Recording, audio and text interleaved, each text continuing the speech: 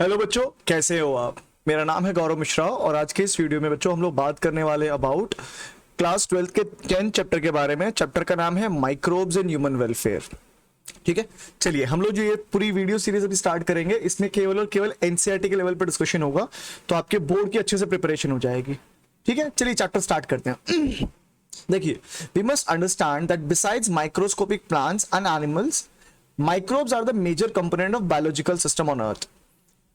Do you remember which kingdoms among the living organism contain microbes? ठीक है, देखो हमको पता था कि अपने पास में मेनली 3 किंगडम्स हैं। कौन कौन सी?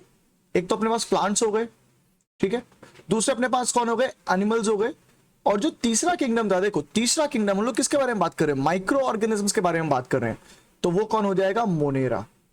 ठीक है, मोनेरा किंगडम जो है उसमें हमारे ज्यादातर बैक्टीरिया जो है वो फॉल करने वाले हैं। ठीक है, तो अगर अपने ने इसका आंसर दे दिया तो अपने को ये पता होना चाहिए that microbes are present everywhere in soil, water, air, inside our body and other animals as well as in the plants. So let us write it down here that the habitats, ठीक है, where can I find different microbes? So microbes can be found in the soil, they can be found in the air. उसके अलावा कहां find कर सकते हैं हम इनको ढूंढ लेंगे पानी के अंदर। इसके अलावा आप देख पाओगे it is present inside the animals as well as the plants. इसका मतलब क्या हो गया पता है आपको? ये जो बैक्टीरिया है ये कौन है? ये है माइक्रोब्स जो है वो कौन है? वो है ओमनी प्रेजेंट। इसका मतलब कि ये आपको हर कहीं पर देखने मिल जाएंगे। नाउ अगर आप बात करोगे इनकी, तो दे can B also found, they are present even at sites where no other life form could possibly exist. Sites such as deep inside the geysers, जैसे thermal vents कहते हैं, where the temperature can be as high as 100 degrees Celsius, deep inside the soil under the layers of the snow, several meters thick and in highly acidic environments. तो देखिए, अपन ने जब Monera kingdom पढ़ा था 11th standard में, तो वहां पर एक मेरे पास कैटेगरी आई थी जिसको मैंने बोला था आर्किया बैक्टीरिया। याद है? आर्किया बैक्टीरिया आए थे अपने पास में। तो बस अभी ये जो बात हो रही है ये इन आर्किया बैक्टीरिया के बारे में बात हो रही है। तो ये बैक्टीरिया जो हाई टेम्परेचर में रह पाते हैं उनको हम लोग बोलते हैं thermophiles, right. The bacteria which can tolerate high temperature are called as thermophiles. ये स्नो कवर्ड मतलब लो टेम्परेचर पे जो माइक्रोब्स रह पाते हैं उनके लिए टर्म यूज किया जाता है साइक्रोफाइल्स। ठीक है, इसके अलावा आप देख पाओगे they can tolerate high acidic environment, मतलब क्या हो गए? एसिडोफाइल। ठीक है, अपने ने जो 11th स्टैंडर्ड में पढ़ा था बच्चों, उसको लिए अपने ने टर्म यूज किया था thermoacidophiles. So what I can understand from here is ये माइक्रोब्स लगभग किसी भी जगह पर देखने मिल जाएंगे। अब जब आप माइक्रोब की बात करते हो, देखो अभी तो मैंने आपको ये जो बताया, ये जो पूरी कैटेगरी मैंने आपको बताया, दिस इज फॉर बैक्टीरिया।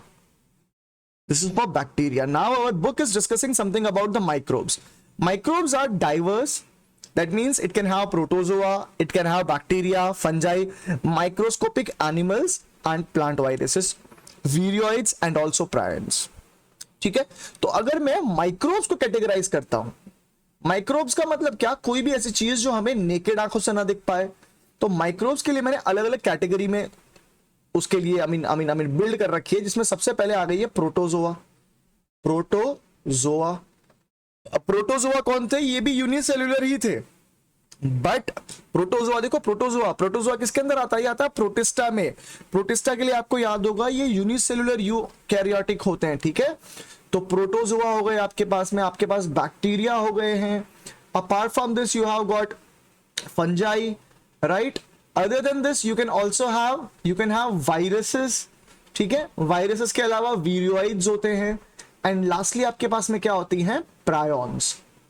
ठीक है, तो अगर आप वायरस के बारे में बात कर रहे हो, आप प्रायॉन्स के बारे में बात कर रहे हो, आप फंजाई के बारे में बात कर रहे हो, बैक्टीरिया, प्रोटोजोआ, अब ये जो भी बात कर रहे हैं कलेक्टिवली ये सब किस कैटेगरी में फॉल कर रहे हैं? ये फॉल कर रहे हैं माइक्रोब्स में।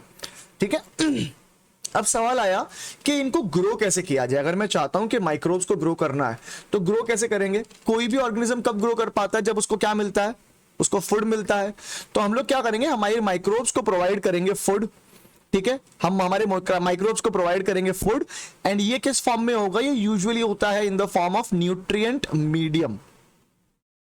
ठीक है, न्यूट्रिएंट मीडियम होता है। आप अगार यूज कर सकते हैं for growing of the microbes. ठीक है, now it is very common sense, बहुत ही ज्यादा कॉमन सी बात है कि माइक्रोब्स जो है वो हमें नेकेड आंखों से दिखेंगे क्या? बताओ, नेकेड आंखों से आप इन माइक्रोब्स को देख पाओगे? नहीं हो पाएगा ना। तो हमको इनको विजुअलाइज करने के लिए यूजुअली यूज करना पड़ता है माइक्रोस्कोप। ठीक है, माइक्रोस्कोप हम लोग यूज करते हैं for visualisation of the microbes.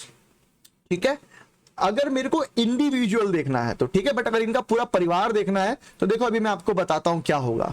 तो यहां पर आपके एनसीईआरटी में पेज नंबर 180 के ऊपर कुछ एग्जांपल्स दे रखे हैं, कुछ इमेजेस दे रखी हैं।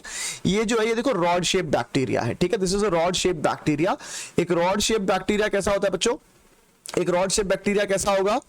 Somewhat like this.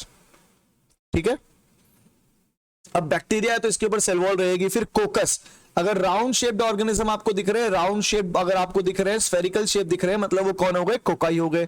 तो ए जो है ये आपका रॉड शेप बैक्टीरिया है, जिसको हमने 1500 टाइम्स एम्पलीफाई करके देख रखा है, मैग्नीफाई करके देख रखा है। स्फेरिकल की जब आप बात करोगे तो वो कोकाई हो जाते हैं। और ये जो आपको जो सी डायग्राम दिख रहा है आपका, ये भी रॉड शेप बैक्टीरिया है, बट इसके ऊपर क्या हो गया है? ऊपर आ गया है इसके फ्लैजेला। ऊपर क्या आ गया? इसके फ्लैजेला। अब ये फ्लैजेला क्या करता है? इसको लोकोमोशन में मदद करता है। ठीक है, तो आप देख पाओगे ये फ्लैजेला जो है it helps the organism for locomotion. ठीक है, चलिए उसके बाद में आप देखोगे यहां पर दो डायग्राम्स आपको दिख रहे हैं, ए और बी। ए जो है बच्चों वो अपना बैक्टीरियोफाज है। ए कौन है? अपना bacteriophage. It has a tendency to infect the bacterias, right? Bacteriophage has a tendency to infect the bacterias. उसके बाद में आपको दिखेगा एडिनोवायरस। ठीक है, ये जो है ये अपना एडिनोवायरस है। Adenovirus can cause us common cold. ठीक है, adenovirus can cause us common cold. और लास्ट में हमारे पास यहाँ पे जो सी डायग्राम आ रहा है ये हमारे किसका है? टीएमवी का है। टीएमवी का मतलब क्या होता है बच्चों? टीएमवी का मतलब होता है टोबैको मोजेक वायरसेस। अब ये डायग्राम्स जहां पर भी हमारे एनसीईआरटी में आएंगे ना, उसको हम लोग को बहुत अच्छे तरीके से ऑब्जर्व करना है और हो सके तो याद भी कर लेना है। ठीक है, ऐसे तो यहाँ पर नीचे लिखा हुआ ही है, बट बेहतर ये रहेगा कि आप यहाँ पर बाजू में लिख लीजिए, तो आपको क्या होगा? थोड़ा ज्यादा आसान होगा। जब आप पन्ने पलटोगे ना किताबों के आपके, तो आपको नीचे पढ़ने की जरूरत नहीं पड़ेगी। यहाँ पर ध्यान जाते ही आपको इमीडिएटली याद आएगा कि ये तो बैक्टीरियोफाज है। अब देखो ये क्या किया है, ये हमने ली है पेट्री डिश। ठीक है, ये हमारी हो गई पेट्री डिश। इस पेट्री डिश के अंदर हमने क्या कर दिया बच्चों? इस पेट्री डिश के अंदर हमने हमारे जो भी इनोक्यूलम रहा होगा, इनोक्यूलम का मतलब क्या होता है? हमारे बैक्टीरिया का कल्चर, वो इसके अंदर हमने ऐड कर दिया। कल्चर का मतलब क्या? टेस्ट ट्यूब लो, इसके अंदर अपना स्टेराइल वाटर ऐड कर दो और जो भी हमारा माइक्रोब है वो ऐड कर दो और मिक्स करके उसको छोड़ दो। ठीक है, तो ये क्या बन गया? हमारा इनोक्यूलम बन गया। ठीक है, इसको हम क्या करेंगे? इसको हम हमारी पेट्री डिश के ऊपर लेकर के ऐसे स्प्रेड कर देंगे जिगजैग तरीके से। ठीक है, क्या होगा? इनिशियली तो हमारे माइक्रोब्स का कंसंट्रेशन कम रहेगा, उनका लेवल कम रहेगा, उनकी मात्रा कम होगी। धीरे धीरे वो लोग क्या करेंगे? अगार पर फीड करेंगे। And when they feed on the agar, what will happen? This bacteria will start to divide and it will form अपना पूरा का पूरा परिवार। तो ये पूरा का पूरा परिवार के अंदर बहुत सारे सेल्स होंगे। इन बहुत सारे सेल्स को इकट्ठा करके जब हम ऑब्जर्व करते हैं तो हमको दिखती है एक कॉलोनी। हाँ, अब कॉलोनी जो है उसको तुम लोग नेकेड आंखों से देख सकते हो। ठीक है, colony can be viewed from the by the naked eyes. ठीक है ना। अब इसमें से आपको क्या करना है? इसमें से अगर आपको बैक्टीरिया को ऑब्जर्व करना है तो आप फिर से इस कॉलोनी का इनोक्यूलम प्रिपेयर करोगे, कल्चर प्रिपेयर करोगे और आप इसको ऑब्जर्व करोगे अंडर अ माइक्रोस्कोप। ठीक है, फिर यहां पर आपको दूसरा जो बी वाला डायग्राम दिख रहा है उसमें आपको फंगल ग्रोथ दिख रहा है। First is the bacterial growth and second is a fungal growth. अब देखो दोनों में आप बहुत क्लियर डिस्टिंक्शन कर सकते हो, बहुत अच्छे तरीके से डिस्टिंक्शन निकाल सकते हो। जो बैक्टीरिया है उसकी कॉलोनी कंपैरेटिवली छोटी है और स्मूथ है, जबकि का फंगल कॉलोनी जो है वो काफी बड़ी है, बहुत ज्यादा स्प्रेड हुई है। ठीक है, तो यहां से आप समझ पाओगे कि जो माइक्रोब्स हैं पहले तो उनकी साइज बहुत छोटी थी, इनकी हमने डाइवर्सिटी यहां पर स्टडी कर ली है। ठीक है, आगे बढ़ते हैं और अब हम लोग क्या करते हैं? हम लोग समझते हैं कि बैक्टीरिया जो है क्या वो केवल हार्मफुल होते हैं? क्योंकि अभी तक हमने जो पिछले चैप्टर्स पढ़े उसमें तो हमको यही पता चला है कि बैक्टीरिया, हमने क्या पढ़ा था? Microbes and diseases, human health and diseases पढ़ा था। उसमें पता चला कि ज्यादातर बीमारियां तो माइक्रोब से ही हो रही है। इनफैक्ट ऑल द बीमारियां are happening because of the microbes only. तो क्या केवल ऐसा ही है कि हमें सिर्फ बीमार ही करते हैं? तो चलो in chapter 8 you have read that microbes cause a large number of disease in human being. हाँ भैया हमने पढ़ा था, हमने मलेरिया पढ़ा, होता है भैया माइक्रोब से। हमने एड्स पढ़ा, हाँ भाई होता है माइक्रोब से। हमने पढ़ा साल्मोनेला टाइफॉइड से होने वाला, सैल्मोनेला टाइफी से होने वाला टाइफॉइड। तो मैं कुल मिलाकर के ये समझ पाया कि ज्यादातर बीमारियां जो है बच्चों वो हो पा रही है with the help, I mean because of the action of the microbes. But is it always कि वो बीमारी करेंगे? ठीक है, तो चलो देखते हैं। They also cause disease in plants and animals, that's absolutely fine, but this should not make you think that all the microbes are harmful. Some of the microbes are useful to man in diverse way. ठीक है ना? तो हम लोग क्या करने वाले हैं, इस चैप्टर में उनके यूजेस पढ़ने वाले हैं। अभी तक हमने क्या पढ़े थे, पिछले चैप्टर में हमने पढ़ा कि वो हमें कैसे नुकसान कर रहे हैं। इस चैप्टर में हम लोग बात करेंगे वो किस तरीके से हमें यूजफुल हो सकते हैं। तो सबसे पहले बात करेंगे हम लोग इस टॉपिक की 10.1 माइक्रोब्स इन हाउसहोल्ड प्रोडक्ट। तो देखो आपके घर में ना, आपके घर में हम लोग बहुत बहुत छोटे से थे तब से हम लोग इन माइक्रोब्स का यूज करते आ रहे हैं। चलो देखते हैं। You would be surprised to know that we use microbes और products derive from them every day. A common example is the production of the curd from the milk. क्या करते हैं, दूध लिया, ठीक है, दूध को गर्म करके ठंडा करेंगे, फिर इस दूध को हम लोग क्या करेंगे, कटोरी में डाल देंगे, जिसके अंदर हमने क्या करा, ये दूध ऐड करा और थोड़ा सा कर्ड ऐड कर दिया। ये कर्ड जो हमने स्टार्टिंग में ऐड कर रहा है इसको कहेंगे इनोक्यूलम। क्या बोलेंगे, इनोक्यूलम। ये इनोक्यूलम के अंदर क्या है बेटा, इस इनोक्यूलम के अंदर कर्ड जो था उसके अंदर एक बैक्टीरिया होता है जिसका नाम है लैक्टोबैसिलस। क्या नाम है, लैक्टोबैसिलस एसिडोफिलस। नाम थोड़े से डिफिकल्ट हो सकते हैं बट आपको क्या करना है, आपको क्या करना है, अपने दिल पर हाथ रखना है और इन बैक्टीरिया से प्रेम करके इनका नाम याद कर लेना है। लैक्टोबैसिलस एसिडो लैक्टोबैसिलस, मैंने बैसिलम लिख दिया, आई एम सॉरी फॉर दिस, या लैक्टोबैसिलस एसिडोफिलस। इसके पास एक टेंडेंसी होती है क्या, कि आपके मिल्क, इस मिल्क के अंदर एक शुगर होती है, याद है आपको, सबसे कम मीठी शुगर होती है, लीस्ट स्वीट शुगर होती है। क्या नाम था उसका, लैक्टोज। तो ये लैक्टोज को कन्वर्ट कर देता है लैक्टिक एसिड में, ये कन्वर्ट कर देता है लैक्टोज को लैक्टिक एसिड में। तभी तो तुम देखते हो मिल्क के पास कोई टेस्ट नहीं था खुद का, जबकि का दही जो है जब जमेगा तो वो क्या हो जाएगा, खट्टा हो जाएगा। तो मैंने जब कर्ड ऐड करा तो मैंने क्या किया, इस दूध के अंदर लैक्टोबैसिलस डाला। अब वो लैक्टोबैसिलस क्या करेगा, वो लैक्टोबैसिलस उस दूध में रही हुई इस लैक्टोज को यूज करेगा और लैक्टिक एसिड बनाएगा और साथ में थोड़ा बहुत कार्बन डाइऑक्साइड भी निकालेगा। मतलब कुल मिलाकर के यहां पर बच्चों हो क्या रहा है पता है तुम्हें, यहां पर हो रहा है फर्मेंटेशन।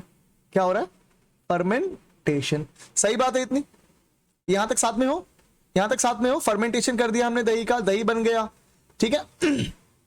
अब ये चीज हमारे एनसीईआरटी के हिसाब से थोड़ा सा पढ़ करके देखते हैं, ठीक है। Micro organism such as lactobacillus and the other commonly called lactic acid bacteria grow in milk and converted into the curd. During growth the lactic acid bacteria produces acid that coagulate and partially digest the milk proteins. A small amount of curd, जिसको हमने क्या बोला था, inoculum बोला था, is added to the fresh milk as inoculum or starter. It contains millions of lactic acid bacteria which at suitable temperature multiply, thus converting the milk to curd. ठीक है ना, ध्यान ये रखना है कि टेम्परेचर थोड़ा सा मॉडरेट रहे। अगर आपने टेम्परेचर ज्यादा कर दिया, अगर गरम गरम दूध के अंदर ऐसा डाल दिया तो क्या दही जमेगा, नहीं हो पाएगा। अभी सर्दियां हैं, देखो सर्दियों में क्या है, आप देखोगे अगर आपने दही टाइम पर नहीं जमाया तो सवेरे वो दही जम नहीं पाता है आपका। क्यों, क्योंकि टेम्परेचर क्या हो गया बच्चों, टेम्परेचर कम हो गया। लो टेम्परेचर रहेगा तो ये लैक्टोबैसिलस जो है वो अच्छे से ग्रो कर पाएगा नहीं। तो ऐसा नहीं था कि लैक्टोबैसिलस केवल और केवल लैक्टिक एसिड बना रहा था, वो कर्ड की थोड़ी सी क्वालिटी भी इंप्रूव कर दे रहा था। क्यों, क्योंकि वो अंदर प्रोड्यूस कर रहा था विटामिन B12, ठीक है, अंदर क्या प्रोड्यूस कर रहा था, विटामिन B12। अगर आप लोग अभी तक इस वीडियो में बने हुए हो तो आप मुझे बताओगे इस विटामिन B12 का नाम क्या है इन द कमेंट बॉक्स, ठीक है।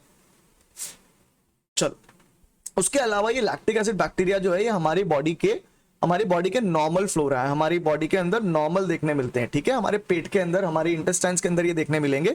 ये क्या करते हैं, जो डिजीज कॉजिंग माइक्रोब्स होते हैं, जो हमारे पेट को खराब करने वाले माइक्रोब्स होते हैं, उनको कंट्रोल करके रखते हैं, ठीक है। फिर दूसरी चीज आपने देखी होगी क्या, दूसरी चीज आपने देखी कि हम लोग डो मतलब आटा लगाते हैं, किसका, जब घोल बनता है डोसा और इडली का, तो उसे भी क्या किया जाता है, फर्मेंट किया जाता है। जैसे कि आटा जो होता है चावल का, और उसको चावल और मेरे ख्याल से किसी दाल को पीस करके छोड़ देते हैं, और थोड़ा सा उसके अंदर अपन क्या कर देते हैं, दही वगैरह कुछ डाल देते हैं या कोई खट्टी चीज डाल देते हैं। तो इनिशियली तो मैंने जब उसको घोल के रखा था तो इतना था। अब जब मैं ओवरनाइट छोड़ देता हूं ना, तो मैं क्या देखता हूं कि ये थोड़ा सा फूल जाता है। ठीक है, ये थोड़ा सा फूल गया। कैसे फूल गया भाई, कुछ नया तो बना नहीं है अंदर, कुछ नया एक्स्ट्रा तो घोल थोड़ी आ जाएगा। क्या हुआ था, क्या हुआ था बताओ क्या हुआ होगा तुम्हारे ख्याल से। यहां पर जो बैक्टीरिया रहे होंगे बच्चों, उन बैक्टीरिया ने क्या किया था, उन बैक्टीरिया ने क्या किया था, इस डॉ का फर्मेंटेशन किया था। तो उस फर्मेंटेशन से क्या हुआ, अंदर प्रोड्यूस हुआ कार्बन डाइऑक्साइड, और ये कार्बन डाइऑक्साइड यहां पर ट्रैप हो गया, जिसके वजह से मेरे जो घोल को मैंने देखा, तो मैं देखा वो थोड़ा सा पफ्ड अप लग रहा था, थोड़ा सा फुला हुआ लग रहा था। इस फुलावट को अपने क्या बोलते हैं, लिवनिंग बोलते हैं। क्या बोलते हैं, लिवनिंग बोलते हैं, LEAVENING। अब ये लिवनिंग सिर्फ और सिर्फ तुम्हारे डोसा और इडली के अंदर नहीं देखने मिलती है तुम्हें। ये लिवनिंग जो है सिर्फ और सिर्फ डोसा इडली में नहीं देखने मिलती है। ये अगर तुम्हें ब्रेड बनानी है ना, तो वहां पर भी देखने मिलेगी। ठीक है, ब्रेड के अंदर हमने क्या किया, हमने व्हीट फ्लावर लिया, ठीक है, उसके अंदर हमने ऐड कर दी क्या, हमने क्या कर दी, अंदर यहां पर ईस्ट ऐड कर दी। कौन सी ईस्ट ऐड करिए बेटा, सैकेरोमाइसिस ऐड करिए। कौन सी ऐड करिए, सैकेरोमाइसिस ऐड करी है। सैकेरोमाइसिस सेरेवसी नाम है इसका। ठीक है, ये क्या करेगी, वीट मतलब क्या हो गया, स्टार्च। वीट मतलब क्या हो गया, स्टार्च। स्टार्च को अल्टीमेटली ब्रेक डाउन कर दे तो क्या बनता है, ग्लूकोज बनता है। तो अब ये स्टार्च का फर्मेंटेशन होगा और प्रोड्यूस किया जाएगा क्या, क्या प्रोड्यूस होगा बताओ, कार्बन डाइऑक्साइड। फर्मेंटेशन में कार्बन डाइऑक्साइड एक प्रोडक्ट होता है, कार्बन डाइऑक्साइड प्रोड्यूस होगा, जिसकी वजह से मेरा आटा जो पहले इतना सा था, थोड़ा सा वो भी पफ्ड अप लगने लग जाएगा। तभी तो मैं देखता हूं कि ब्रेड के अंदर वो छोटे छोटे पोर्स बन जाते हैं। समझ में आ रही है बात तुम्हें। तो ये जो ब्रेड फूल गई हमारी, उसको भी हम लोग ने क्या बोलना है बेटा, उस फुलावट को भी हमने क्या बोलना है, लिवनिंग। अब हमारे आटे के साथ जब लिवनिंग होती है तो ये किस वजह से होती है, ये हो पाती है 3 एंजाइम्स की वजह से, सैकेरोमाइसिस से प्रोड्यूस होते हैं ये एंजाइम कौन कौन से हैं, ये है अमाइलेज, जाइमेस और इन्वर्टेज। Excuse me, invertase. ठीक है, इसके अलावा चलो पहले इतना तो पढ़ लेते हैं अपनी बुक के हिसाब से। The puffed up appearance of dough is due to the production of the carbon dioxide, ये अपन ने पहले डिस्कस कर रखा है। चलो अब ये सब क्वेश्चन है, इसमें फिलहाल पढ़ने की जरूरत नहीं है। देखो, the dough which is used for making the bread is fermented using baker's yeast। पता है हमको कौन सी ईस्ट के द्वारा फर्मेंट होता है, वो होता है सैकेरोमाइसिस सेरेवसी के द्वारा। बच्चों देखो, मैं यहाँ पे लगभग सभी माइक्रोब्स को मैंने क्या कर रखा है, जिसके बारे में मैं भी लिखूंगा मैं उसको अंडरलाइन कर दूंगा। ठीक है, ऊपर भी देखो मैंने अंडरलाइन कर रखा था। ये मैं क्या कर रहा हूं, मैं जो नॉमेनक्लेचर के रूल्स थे उसको फॉलो कर रहा हूं। राइट, देखो जीनस को मैंने कैपिटल में लिखा, अंडरलाइन करा, फिर स्पीशीज को मैंने छोटे में लिखा, वापस अंडरलाइन करा।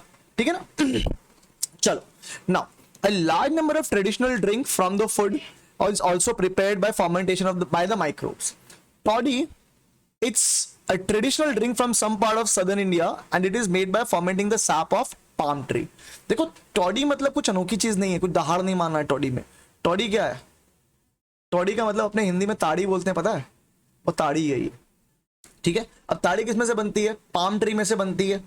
ताड़ी किस में से बनती है, पाम ट्री में से बनती है।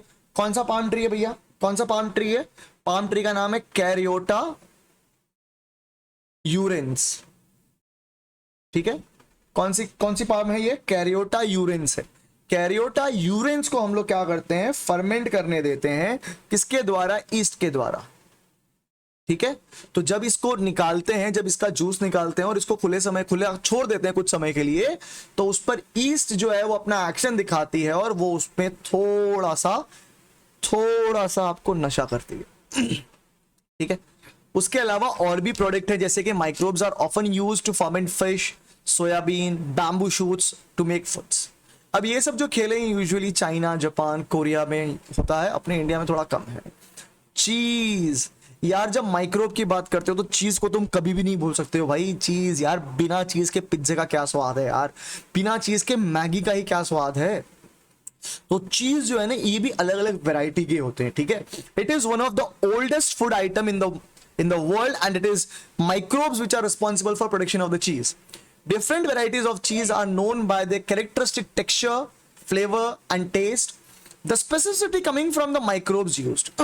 For example, large holes in the Swiss cheese are due to the production of large amount of carbon dioxide by bacterium named Propionibacterium shermani. तो एक खास प्रकार का चीज होता है जिसको हम लोग बोलते हैं, कौन सा चीज? Swiss cheese. ये स्विस चीज किसकी वजह से आ रहा है बेटा? ये स्विस चीज आ रहा है प्रोपियोनी बैक्टीरियम शर्मानी। हाय हाय हाय, शर्मा करके इन्होंने बताओ इतनी सारी कार्बन डाइऑक्साइड रिलीज कर दी कि चीज के अंदर छेद हो गए, ठीक है। दूसरा हमारे पास एक खास प्रकार का चीज आता है, उसका नाम है रॉकफोर्ट चीज। रॉकफोर्ट चीज, ये रॉकफोर्ट चीज जो है it is produced by the action of Penicillium roqueforti. एक और चीज होता है इसको हम बोलते हैं कैम्बर्टी चीज, ठीक है, कैम्बर्ट चीज। ये कैम्बर्ट चीज किसकी वजह से आता है? I mean it's not Camembert, it's Camembert, I am sorry for this, just a minute. या कैमेम्बर्ट चीज, देखो कैमेम्बर्ट चीज जो है वो किसकी वजह से आ रहा है? वो आ रहा है हमारे पेनिसिलियम कैमेम्बर्टी की वजह से। पेनिसिलियम कैमेम्बर्टी की वजह से, कैमेम्बर्टी की वजह से, ठीक है। चलो ये अपना आई मीन जो नोमेनक्लेचर था वो भी सेटिस्फाई कर दिया आपने ने। तो ये सब जो है बेटा, ये सब क्या है? These are the uses of microbes for household products. Now let us come to the microbes in the industrial product. Industrial product की हम लोग बात करने वाले हैं। तो कुछ प्रोडक्ट ध्यान आती है आपको जिसमें आप हमारे हमारे हमारे माइक्रोब का यूज करोगे। इंडस्ट्रियली क्या बनाया जाएगा?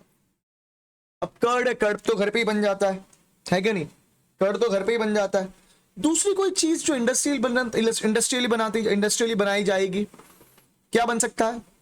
अल्कोहल बन सकता है, दवाइयां बन सकती हैं, एंजाइम्स वगैरह बन सकते हैं इंडस्ट्रियली। वो तो घर पे नहीं बनेंगे ना, अल्कोहल थोड़ी घर पे बनाने बैठोगे यार, है? थोड़ा सा अंगूर लेके आ गए, थोड़ा सा गेहूं ले लिया, थोड़ा चावल ले लिया और चलो बियर बनाने बैठ जाएंगे छत पे, ऐसा थोड़ी होता है ना। तो फॉर दैट इंडस्ट्रियल प्रोडक्शन करना पड़ता है, और वो ऐसा नहीं है कि कटोरी में कर दिया तुमने, उसके लिए तुम्हें बड़े बड़े टांग चाहिए होते हैं जिसको बोलते हैं फर्मेंटर।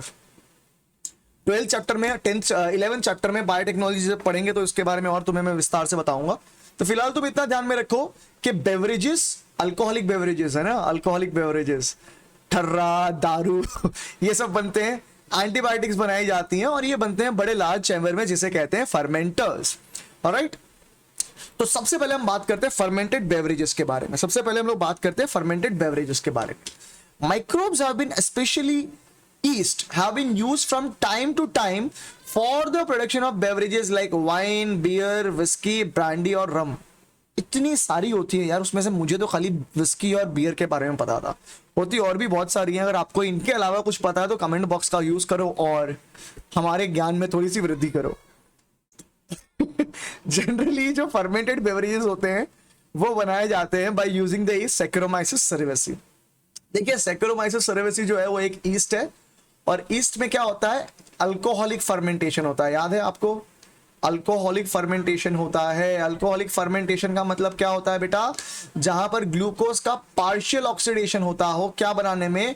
इथेनॉल बनाने में और कार्बन डाइऑक्साइड बनाने में, ठीक है। तो जब सैक्रोमाइसिस सेरेवेसी को अल्कोहल बनाने के लिए यूज करते हैं तो उसे ब्रीवर्स ईस्ट कहते हैं। ऊपर हमने देखा था कि यही सैक्रोमाइसिस सेरेवेसी ब्रेड बनाने के यूज में हो रही थी, तब उसे कहा जाएगा बेकर्स ईस्ट। जब इससे आप ब्रेड बनाओगे, जब इसे ब्रेड बनाओगे तो उसे बेकर्स ईस्ट कहेंगे, और जब इसमें से आप अल्कोहल बनाओगे तो आप इसे ब्रूअर्स ईस्ट कहेंगे। यूजुअली अल्कोहल बनाने के लिए आप या तो जो सीरियल्स होते हैं उनको यूज करते हैं या फिर आप फ्रूट जूसेस को यूज करते हैं, और अल्टीमेटली प्रोडक्ट क्या बनती है? इथेनॉल बनती है, ठीक है। तो यहां पर ये मेटाबॉलिक रिएक्शन की बात करिए अपन ने ऊपर पहले लिख दिया है, ठीक है। मैंने कंप्लीट रिएक्शन नहीं लिखा, ग्लूकोज से पायरुविक एसिड नहीं बनाई है मैंने, ठीक है ना। आई अज्यूम कि वो आप मान लेंगे। चलिए, depending on the type of the raw material use for the fermentation and the type of processing, different types of alcoholic drinks are obtained. देखो वाइन और बियर जो है, ये याद रख के रखेंगे आप लोग, वाइन और बियर जो है उसमें डिस्टिलेशन नहीं होता है, ठीक है। उसको अपन एज इट इज पी लेते हैं। जबकि का विस्की, ब्रांडी और रम जो है उसको डिस्टिलेशन के द्वारा प्रोड्यूस किया जाता है। तो इन सभी प्रोडक्ट के अंदर अल्कोहल का अलग अलग कॉन्सेंट्रेशन होता है। यदि आप बियर की बात करते हैं तो beer has an approximate concentration of 3 to 6% of alcohol. अगर वाइन की बात कर रहे हैं तो अप्रोक्सीमेट कॉन्सेंट्रेशन होता है लगभग 9 से 12% इथेनॉल का। विस्की की अगर तुम बात कर रहे हो तो विस्की के अंदर कॉन्सेंट्रेशन होता है लगभग 50%। It's very concentrated, right. Brandy जो है उसके अंदर concentration can reach as high as 60 to 70%। Alright, उसके बाद में आपके पास आती है rum. Rum has a concentration of 40%। Gin के अंदर भी 40% कॉन्सेंट्रेशन ही होता है। और सबसे ज्यादा कॉन्सेंट्रेटेड अगर होती है कोई तो वो होती है वोडका। वोदका भी बोलते हैं बहुत सारे लोग, मुझे पता नहीं क्या क्या होता है उसे। तो अल्टीमेटली वोडका जो है it could be as high as 60 to 80%। तो अगर तुम्हें अव्वल दर्जे का नशा करना है तो तुम यहां पर से, आई मीन तुम तो खैर क्या ही ट्राई करोगे यार, रहने दो, तुम लोग बच्चे हो, तुम लोग पढ़ाई करो। ठीक है। सो फर्मेंटेड बेवरेजेस के अंदर बेटा अपने ने किसकी बात करी है? अपने ने बात करी है अल्कोहलिक प्रोडक्ट्स की। अल्कोहलिक प्रोडक्ट्स की हमने बात करी है। अब मुझे एक चीज सिंपल सी तरीके में, सिंपल सी भाषा में समझा दो। मुझे बियर मिलेगी, वाइन मिलेगी, विस्की मिलेगी, ब्रांडी मिलेगी, रम मिलेगी, जिन मिलेगी या वोडका मिलेगी, वो किस पे डिपेंड करता है? पहला तो वो डिपेंड करता है मेरे सबस्ट्रेट पर, मैंने कौन सा चीज यूज किया है अल्कोहलिक प्रोडक्ट बनाने के लिए, और दूसरा कौन सी प्रोसेस यूज करी है। अगर मैंने डिस्टिलेशन कराया तो मुझे विस्की, ब्रांडी और रम मिलेगी, और अगर मैंने डिस्टिलेशन नहीं कराया तो मैं बियर और वाइन में ही अपनी आत्मा को तृप्त करने का प्रयास करूंगा। ठीक है, चलो आगे बढ़ते हैं और बात करते हैं एंटीबायोटिक्स की। देखो, बायोलॉजी के इतिहास में अगर सबसे शानदार कोई चीज बनाई गई है ना तो वो है एंटीबायोटिक। अगर एंटीबायोटिक नहीं होती है ना तो तुम्हारे ये जो डॉक्टर बनने के इतने बड़े बड़े सपने हैं ना, तुम शायद वो सपने पैदा ही नहीं कर पाते, क्योंकि मेडिकल साइंस में इतनी तरक्की ही नहीं हो पाती अगर एंटीबायोटिक नहीं आती। और ये एंटीबायोटिक जो थी ये बनी थी एक एक्सीडेंट के द्वारा। तो इस एक्सीडेंट के बारे में कभी बाद में बताऊंगा मैं तुम्हें। फिलहाल एंटीबायोटिक्स पर आते हैं अपन। Antibiotics produced by microbes are regarded as one of the most significant discoveries of the 20th century and have been greatly contributing towards the welfare of the human society। अब एंटीबायोटिक को अगर अपने तोड़ते हैं तो ये बनता है दो शब्दों का, ग्रीक दो शब्द है, एंटी और बायो। देखो, एंटाई या फिर एंटीबायोटिक्स, जब तुम अंग्रेजों की वीडियो देखोगे ना तो वो लोग एंटाईबायोटिक्स बोलते हैं। एंटाई, अपन लोग हिंदू है, आई मीन हिंदुस्तानी है, तो अपने एंटी एंटी एंटी ही करेंगे। ठीक है, अपन बचपन से एंटी एंटी करते आ रहे हैं ना। क्रिकेट खेलते वक्त घर में चली जाती थी बॉल तो एंटी एंटी करके रोते फिरते थे, तो अपन एंटी को ही परेशान करेंगे यहाँ पर। तो एंटी का मतलब क्या हो गया भैया? एंटी का मतलब जो किसी भी चीज के अगेंस्ट काम करती हो। और बायोटिक, बायोटिक आया कहां से? बायो से। इसका मतलब क्या? लाइफ। तो कोई भी चीज जो लाइफ के अगेंस्ट काम करती होगी उसे कहा जाएगा एंटीबायोटिक। तुम बोलोगे सर क्या बना रहे हो यार आप? अभी तक तो आप बोल रहे थे कि ये हमको बचा रही है, मेडिकल साइंस में तरक्की कर रही है, और एक तरफ आप बोल रहे हो कि it is acting against life. बेटा, तुम्हारी लाइफ के खिलाफ काम नहीं कर रही है ये। किसकी लाइफ के खिलाफ काम कर रही है? ये काम कर रही है माइक्रोब्स। और माइक्रोब्स में भी in particularly it is acting on the bacterias, right? It is acting on the bacteria. तो बैक्टीरिया के लिए जानलेवा है, तुम्हारे लिए बहुत ही काम का चीज है। ठीक है, अगर तुम्हारे लिए काम का है तो see anything which is fruitful to you is mostly harmful to somebody else. तो ये तुम्हारे लिए अच्छी है, दूसरे के लिए बुरी है। कौन है वो दूसरा? रिसीविंग एंड पे कौन है भैया? नुकसान ले झेल कौन रहा है इसका? माइक्रोब, हमारे बैक्टीरिया भाई साहब। ठीक है, चलो अब antibiotics are chemical substances which are produced by some microbes and kill or retard the growth of other disease causing microbe। जो सबसे पहली एंटीबायोटिक ढूंढी गई थी बेटा, जो सबसे पहली एंटीबायोटिक ढूंढी गई थी वो थी antibiotic penicillin. The first antibiotic to be discovered was penicillin. इसको टिक कर दोगे आप लोग, टिक कर दोगे और टिक कर दोगे। ठीक है, अब देखो इसने भी वही बोला है, do you know that the penicillin was the first antibiotic. वो हमको पता है, मैंने बता दिया आपको। अब अलेक्जेंडर फ्लेमिंग साहब क्या कर रहे थे? वो वर्क कर रहे थे एक बैक्टीरिया के ऊपर जिसका नाम था स्टेफाइलोकोकस बैक्टीरिया। अब देखो स्टेफाइलोकोकस, कोकस आया, cocci cocci cocci cocci. Cocci मतलब क्या होता है? कोकाई मतलब क्या होता है? कोकाई मतलब क्या होता है? बताओ फटाफट। देखो ऊपर गए थे अपने, देखो यहां पर कोकाई आया, बताओ देख करके कोकाई मतलब कौन है? वन, ये ABC में कोकाई कौन था? ये दूसरे नंबर का। कोकाई मतलब क्या होता है? स्फेरिकल। कोकाई मतलब क्या होता है? अरे बोल दो यार, काहे शर्मा रहे हो? कोकाई मतलब होता है स्फेरिकल, ठीक है ना। तो अलेक्जेंडर फ्लेमिंग साहब क्या काम कर रहे थे, he was working on the staphylococcus aureus and he was wondering, he actually क्या हुआ, उन्होंने once he observed a mould, mould मतलब fungus, growing in one of his unwashed culture plates around which staphylococci, which around which the staphylococci was not growing. He found that this is due to the chemical produced by the mold and he named it as penicillin after the mold Penicillium notatum.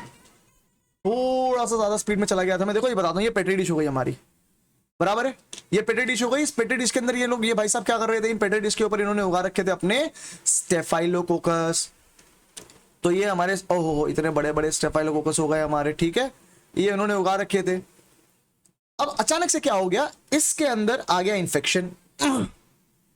Infection तो नहीं बोलूंगा मैं बोल रहा हूं contamination आ गया, ठीक है। Just give me an opportunity, तो मैं जहां मैं अपने आप को सुधार सकूं। अरे मेरे भाई क्यों परेशान कर रहा है यार।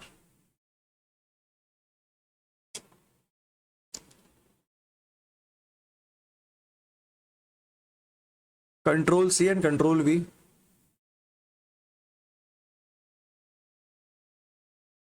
कंट्रोल सी इधर आजा, कंट्रोल वी, आ गया।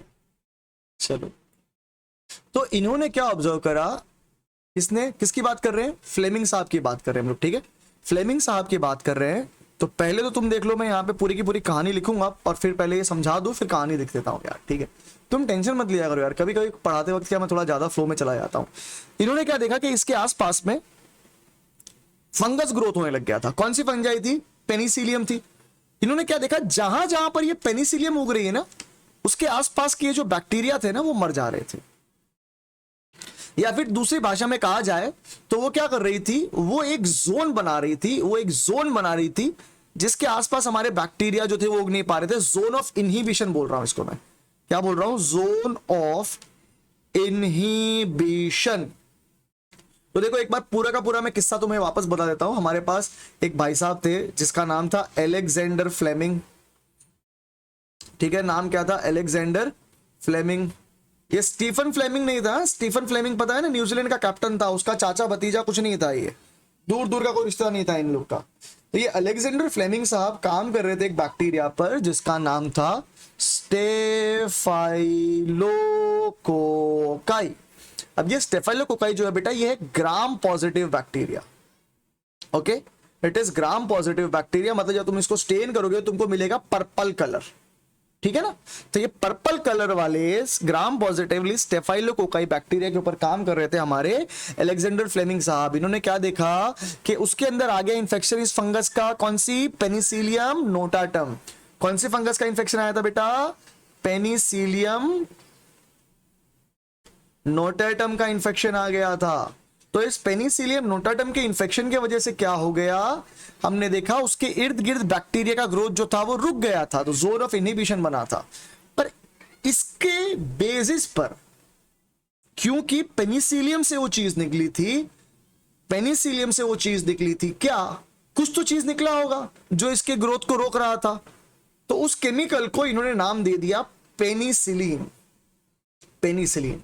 पर इस पेनिसिलिन का कुछ यूज पता नहीं चल पाया था फ्लेमिंग साहब को। इन्होंने ढूंढ दिया था but he was not able to find the medical grounds के उसका यूज कहां किया जाए। तो उसका यूज जो था वो किसने प्रचलित किया, वो प्रचलित किया अर्नेस्ट चेन और हार्वर्ड फ्लोरी ने। तो चेन भाई साहब आए और फ्लोरी भाई साहब आए। उस समय क्या था, वर्ल्ड वॉर चल रहा था और अमेरिकन सोल्जर्स जो थे ना वो बड़े परेशान हो रहे थे, ठीक है, बीमारियों से ज्यादा परेशान हो रहे थे। तो इन्होंने क्या करा, अर्नेस्ट चेन और हार्वर्ड फ्लोरी ने उन बीमारियों को ठीक करने के लिए एंटीबायोटिक पेनिसिलिन का यूज किया और देखा कि यार लोग ठीक हो रहे थे, बीमारी जो थी वो खत्म होती जा रही थी। तो इस तरीके से एंटीबायोटिक्स का मेडिकल यूज जो है वो इफेक्ट में आया। अलेक्जेंडर फ्लेमिंग ने सिर्फ ढूंढा था but he could not find the practical application उस चीज का। प्रैक्टिकल एप्लीकेशन किसके वजह से आया, वो आया है हमारे चेन भाई साहब और फ्लोरी भाई साहब की वजह से।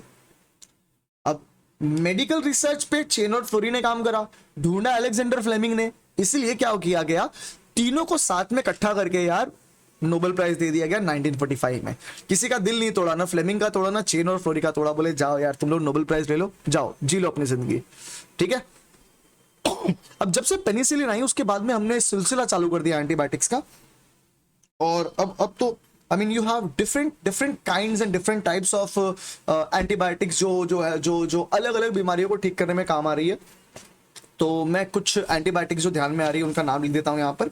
जैसे कि सबसे पहले अपने को क्या ध्यान में रख लेना, टेट्रासाइक्लिन आ गई है, ठीक है, टेट्रासाइक्लिन है, इसके बारे में हम लोग आगे बात करने वाले।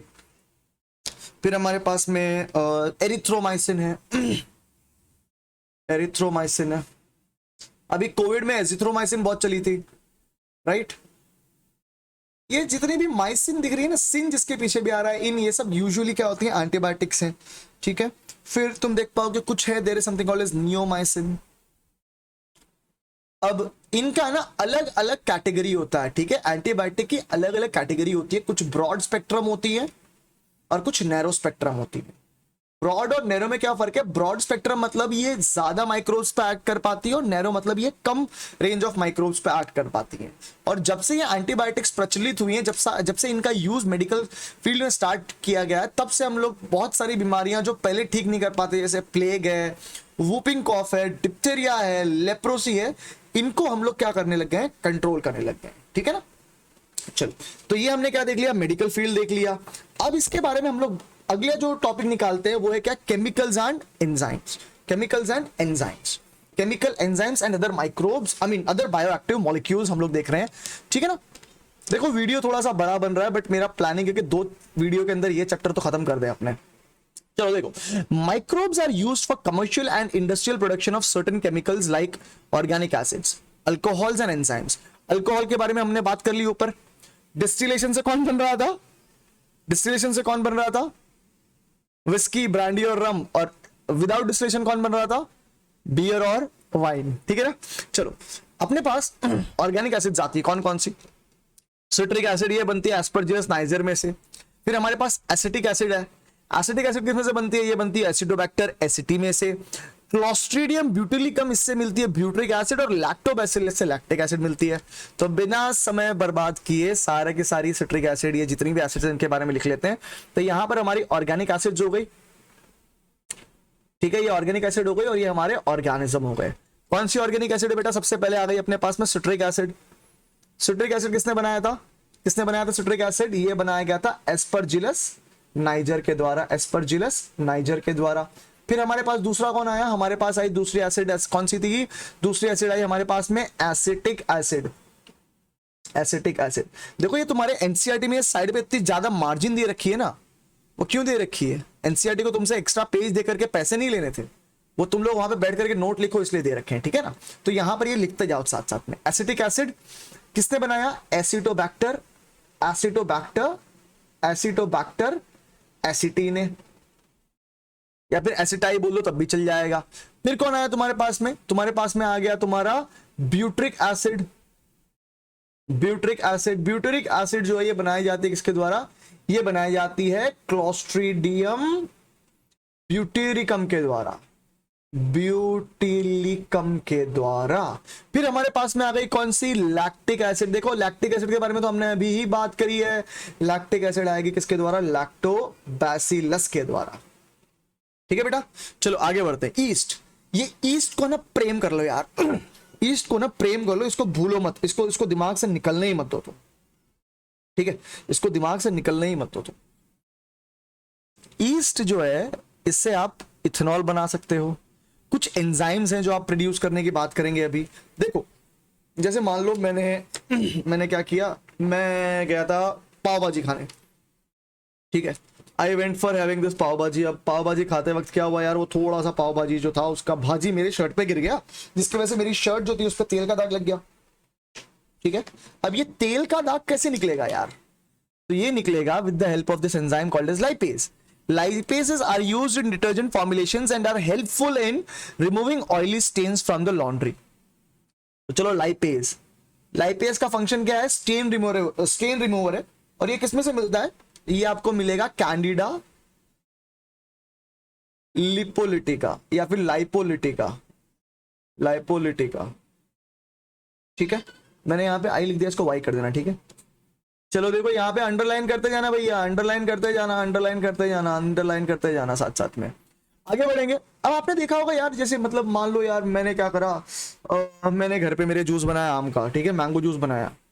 और मैंने ये स्लाइस, ये कैटरीना कैफ वाला स्लाइस और माजा पी करके देखा, उसने भी प्रोसेस दिया, उसका भी मैंगो से निकाला होगा, हमारा भी यहाँ पे जो घर पे निकाला है वो मैंगो से निकाला है, बट देयर इज बहुत ज्यादा डिफरेंस हमारे और उनके बॉटल जूस जो होता है उसमें। वो क्यों होता है? उसको क्लैरिफाई कर दिया जाता है, ठीक है, उसको क्लैरिफाई कर दिया जाता है, उसको साफ कर दिया जाता है। और ये साफ किसकी मदद से करते हैं? ये साफ करते हैं with the help of this enzymes called as pectinase and protease, ठीक है। तो ये एक पॉइंट बन गया। फिर मान लो किसी को हार्ट अटैक आया, ठीक है, किसी को हार्ट अटैक आया मायोकार्डियल इंफेक्शन की वजह से, ठीक है, मायोकार्डियल इंफेक्शन की वजह से उसको हार्ट अटैक आया। और अंदर क्या था, जैसे मान लो ये उसकी ब्लड वेसल थी, जस्ट गिव मी अ मिनट, या लेट्स अज्यूम कि ये इसकी ब्लड वेसल थी और यहां पर कहीं पे क्लॉट फॉर्म हो गया, ठीक है। तो क्या होगा, जो ब्लड यहां से फ्लो कर रहा था वो उतना एफिशिएंटली फ्लो नहीं कर पाएगा। तो अपन को क्या करने का था, अपन को इस क्लॉट को यहां से हटा देना था। तो अपन क्या करेंगे, we will use clot busters. क्या यूज करेंगे? Clot buster. बस्टर का मतलब क्या? क्लॉट को फोड़ देगा, ये तोड़ फोड़ मचाएगा जाकर के। तो ये कहां से मिलता है? ये मिलता है तुम्हें स्ट्रेप्टोकोकस में से। क्लॉट बस्टर कहां से मिलते हैं तुम्हें? ये मिलते हैं तुमको स्ट्रेप्टोकोकस में से, और स्ट्रेप्टोकोकस में से मिल रहे हैं, इसलिए स्ट्रेप्टोकोकस से मिलने वाले क्लॉट बस्टर का नाम है स्ट्रेप्टोकाइनेज। क्या नाम है बेटा? स्ट्रेप्टोकाइनेज। स्ट्रेप्टोकाइनेज प्रोडक्ट है, मिल किसमें से रही है? स्ट्रेप्टोकोकस में से। समझ में आ रही है बात? यहां तक साथ में बने हुए हो ना? चलो वेरी गुड, आगे बढ़ते हैं, आगे बढ़ते हैं। और अब आया हमारे पास में other bioactive molecule which is cyclosporin A. It is used as an immunosuppressive agent in the organ transplant patient and is produced by fungus Trichoderma polysporum. तो पोलिस्पर्म है कौन सी वाली? ट्राइकोडर्मा। क्या नाम है इसका? Trichoderma polysporum. ये ट्राइकोडर्मा पोलिस्पर्म क्या बना रही है? ये बना रही है साइक्लोस्पोरिन ए। ये क्या करती है? जैसे मान लो कि किसी व्यक्ति की किडनी फेल हो गई यार, ठीक है, इस व्यक्ति की 2 किडनी आती है, उसमें से एक किडनी फेल हो गई, और हमारे पास एक कोई व्यक्ति था जो मरने वाला था, तो उसने क्या सोचा कि यार अपनी किडनी दान कर देते हैं। तो अब ये होगा, ये किडनी मान लो फेल थी इसकी, ये पर्सन एक्स था और ये पर्सन वाई था। पर्सन वाई ने क्या करा? अपना किडनी एक्स को दे दिया। तो अपने को पता है ये वाई से जो किडनी आ रही है वो क्या हो गई है? फॉरेन बॉडी है, और कोई भी फॉरेन बॉडी के अगेंस्ट में मेरा सिस्टम क्या करता है? मेरा इम्यून सिस्टम रिस्पॉन्स जनरेट करता है। अगर मेरे इम्यून सिस्टम ने रिस्पॉन्स जनरेट करा और ये पता चला उसे कि भाई ये जो नई किडनी आई है, ये जो नई किडनी आई है ये तो वाई की है, ये तो अपनी है ही नहीं, तो वो क्या करेगा? वो क्या करेगा? वो धावा बोल देगा, हमला कर देगा। और अगर ऐसा हुआ तो यार ये बंदा तो ऐसे ही मरने वाला था एक्स, अब इसको बड़ी मुश्किल से किडनी मिली थी, वो किडनी भी रिजेक्ट हो गई है। तो हम क्या करते हैं? हम हमारे इम्यून सिस्टम को थोड़ा सा सप्रेस कर देते हैं, ठीक है, ताकि वो इस प्रकार से जो फॉरेन ऑर्गन आ रहा है उसको डिस्ट्रॉय ना करे, एक्सेप्ट कर ले बॉडी उसकी, ठीक है। फिर मान लो किसी व्यक्ति को कोलेस्ट्रॉल का प्रॉब्लम है, अरे आई एम सॉरी मैंने क्लो लिख दिया यहां पर, कोलेस्ट्रॉल की प्रॉब्लम है अगर किसी को, तो कोलेस्ट्रॉल की प्रॉब्लम होने से क्या कर सकते हैं हम लोग? अगर किसी व्यक्ति को कोलेस्ट्रॉल की प्रॉब्लम है तो हम उसको दे देंगे स्टैटिन। क्या प्रोवाइड करेंगे उसको अपन? स्टैटिन। ये स्टैटिन जो ये कहां से मिलता है? ये आपको मिलता है मोनास्कस परप्यूरियस से। कोलेस्ट्रॉल को ठीक करने के लिए, कोलेस्ट्रॉल को घटाने के लिए हम लोग यूज करते हैं स्टैटिन, और ये स्टैटिन हमको मिलती है किसमें से बेटा? ये हमको मिलती है मोनास्कस परप्यूरियस में से, ठीक है, परप्यूरियस में से अपने को मिल गई ये स्टैटिन, ठीक है। तो इस वीडियो में बेटा अपन लोग यहीं पे ब्रेक ले लेंगे। अगला जो वीडियो होगा उसमें अपन लोग माइक्रोब्स इन सूएज ट्रीटमेंट करेंगे और पूरा का पूरा जो चैप्टर है वो खत्म कर देंगे। उम्मीद करते हैं कि ये जो वीडियो तुमको बना करके देने का प्रयास किया ये तुम्हें समझ में आया होगा। अगर समझ में आया है तो बेटा वापस वीडियो को देखो और नोट्स बना लो। अगर नहीं बनाई है तो देख करके बनाओ, और बना लिए तो लाइक कर देना, वीडियो अपने दोस्तों के साथ शेयर कर देना और चैनल को सब्सक्राइब कर देना। मिलते हैं अगले वीडियो में, तब तक के लिए अपना अपना बहुत ध्यान रखो और घर पर रहो। कोरोना बढ़ रहा है, स्कूल वूल छुट्टी उट्टी मार रहो और अच्छे से पढ़ाई करो। चलो, see you in the next video.